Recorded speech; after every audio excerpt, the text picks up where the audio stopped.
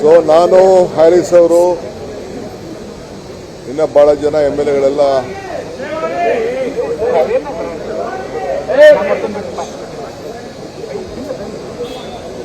ನಾನು ಹ್ಯಾರಿಸ್ ಅವರು ಮತ್ತು ಇನ್ನು ಅನೇಕ ಶಾಸಕರು ಪ್ರಿಯಾಂಕಾ ಖರ್ಗೆ ಅವರು, ಮೋಟಮ್ನವರು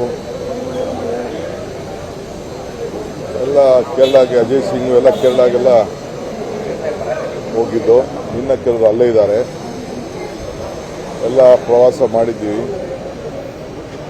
ಈ ಸತಿ 2/3 ಮೆಜಾರಿಟಿ ಬರ್ತದೆ ಅಂತ ಆತ್ಮವಿಶ್ವಾಸ ಇದೆ.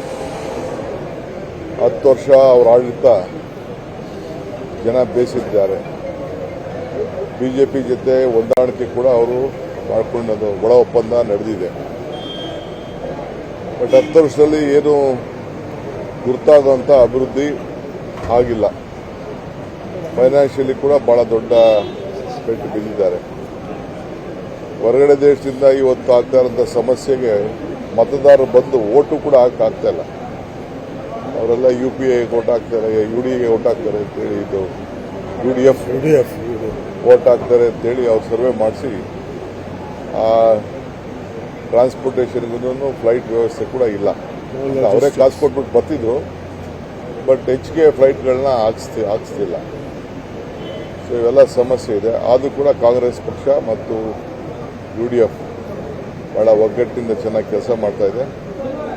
ಸೊ ನಾನು ಸುಮಾರು ಒಂದು 14 ಕಾರ್ಯಕ್ರಮ ಪಾರ್ಟಿಸಿಪೇಟ್ ಮಾಡಿ ಬಂದಿದ್ದೇನೆ 3 ದಿನದಲ್ಲಿ. ರೋಡ್ ಶೋಗಳು ಮಾಡಿದ್ದೇನೆ, ಭಾಷಣಗಳು ಮಾಡಿದ್ದೇನೆ, ಪ್ರೆಸ್ ಕಾನ್ಫರೆನ್ಸ್ ಮಾಡಿದ್ದೇನೆ, ಎಲ್ಲ ಕಾನೂನು ಮೀಟಿಂಗ್ಸ್ ಎಲ್ಲ ಅಡ್ರೆಸ್ ಮಾಡಿಬಿಟ್ಟು ಬಂದಿದ್ದೇನೆ. ಸೊ ಭಾಳ ಚೆನ್ನಾಗಿ ಕಾರ್ಯಕ್ರಮ, ಎಲೆಕ್ಷನ್ ಭಾಳ ಶಿಸ್ತು, ಅಲ್ಲಿ ಸ್ವಲ್ಪ ಶಿಸ್ತು ಜಾಸ್ತಿ. ಎಲ್ಲ ಪೊಲಿಟಿಕಲ್ ಪಾರ್ಟೀಸಲ್ಲೂ ಭಾಳ ಶಿಸ್ತಿದೆ. ಅವ್ರ ಹತ್ರ ಕಲಿಯೋದು ಕೂಡ ಬೇಕಾದಷ್ಟಿದೆ.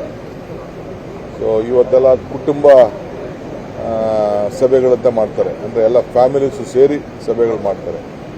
ನಿನ್ನೆ ರಾತ್ರಿ ಹಂಗೆ ನಾವು ಕೊನೆ ಸಭೆ, ಕುಟುಂಬದ ಸಭೆಯಲ್ಲಿ ಪಾರ್ಟಿಸಿಪೇಟ್ ಮಾಡಿಬಿಟ್ಟು ನಾನು ಬಂದೆ. ಸೊ ಹಾಗೆ ಕೇರಳ ಎಲೆಕ್ಷನ್ ಭಾಳ ಚೆನ್ನಾಗಿ ನಡೆಯಿತು. ಕರ್ನಾಟಕದ 2 ಬೈ ಎಲೆಕ್ಷನ್ ಬಗ್ಗೆ 2 ಬೈ ಎಲೆಕ್ಷನ್ನು ಇಲ್ಲದೆ ನಾನು ಅಲ್ಲಿ ಬಾಗಲಕೋಟೆಗೆ ಹೋಗಿದ್ದೆ, ದಾವಣಗೆರೆಗೆ ಹೋಗಿದ್ದೆ. ಈಗ ದಾವಣಗೆರೆಗೆ ಹೋಗ್ತಾ ಇದ್ದೀನಿ ಫೈನಲ್ಲು. ಭಾಳ ಚೆನ್ನಾಗಿ ನಡೆದಿದೆ. 2 ಎಲೆಕ್ಷನ್ ಕೂಡ ಗೆಲ್ತೀವಿ. ನಮ್ಮ ಕಾರ್ಯಕ್ರಮ ಜನ ಭಾಳ ಖುಷಿ ಪಡ್ತಾ ಇದ್ದಾರೆ. ಈಗ ಆಗ್ತಾ ಇರೋಂಥ ತಿರ್ಗಾ ಕೇಂದ್ರ ಸರ್ಕಾರದಿಂದ ಬೆಲೆ ಏರಿಕೆ, ಅದಕ್ಕೂ ಕೂಡ ಇನ್ನು ಅವ್ರ ಬಾಯೇ ಬಿಚ್ಚಿಲ್ಲ. ಸೊ ಕೇಂದ್ರದಿಂದ ಯಾವ ಥರ ರಿಲೀಫು ಕೂಡ ಇಲ್ಲ.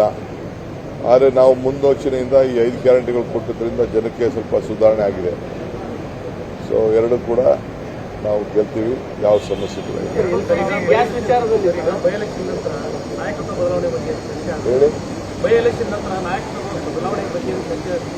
ಯಾಕೆ ಅದು ಸಮಸ್ಯೆ? ಯಾಕೆ ಸಮಸ್ಯೆ ಮಾಡ್ಕೊಳ್ಳೋಂಥ ಅವಶ್ಯಕತೆ ಇಲ್ಲ.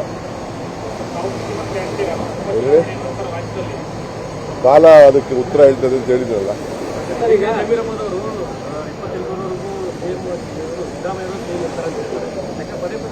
ನಾನು ಬೇರೆಯವರ ಪ್ರಶ್ನೆಗೆ ಉತ್ತರ ಕೊಡಕ್ಕೆ ತಯಾರಿಲ್ಲ. ನಾನು ಪಕ್ಷದ ಅಧ್ಯಕ್ಷ. ಯಾರು ಉತ್ತರ ಕೊಟ್ಟರು CM ಕೊಡಬೇಕು, ಇಲ್ಲ ನಾನು ಕೊಡಬೇಕು. ನಮ್ಮಿಬ್ಬರು ಮಾತು ಬಿಟ್ಟರೆ ಬೇರೆಯವ್ರ ಮಾತೆಲ್ಲ ಗೌಣ.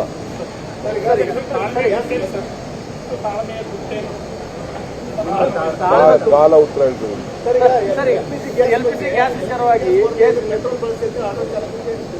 ನೋಡಪ್ಪ, ಅದನ್ನೇ ಜೋಶಿ ಅವರು ಫಸ್ಟ್ ನಮ್ಮ ರಾಜ್ಯದ ಹಿತಕ್ಕೆ ಸಹಾಯ ಮಾಡಬೇಕು. 2 ಇದು ಬಂತಪ್ಪ ಶಿಪ್ಪು. ಯಾಕೆ ಗುಜರಾತಲ್ಲಿ ಇಳಿತು? ಒಂದು ನಮ್ಮ ಮಂಗಳೂರಲ್ಲೋ, ಕೇರಳಲ್ಲೋ, ಚೆನ್ನೈಲೋ ಇಳಿಸ್ಬೇಕಾಯ್ತು. ಈ ಕಡೆ ದಕ್ಷಿಣ ಭಾರತಕ್ಕೆ ಯಾಕೆ ಅಲ್ಲಿ ಇಳಿಸ್ಕೊಂಡ್ರು? ಅವರೇನು ಬರೀ ಉತ್ತರ ಭಾರತ ನೋಡ್ತಾ ಇದ್ದಾರೆ, ದಕ್ಷಿಣ ಭಾರತ ಎಲ್ಲ ಮರಿತಾ ಇದ್ದಾರೆ.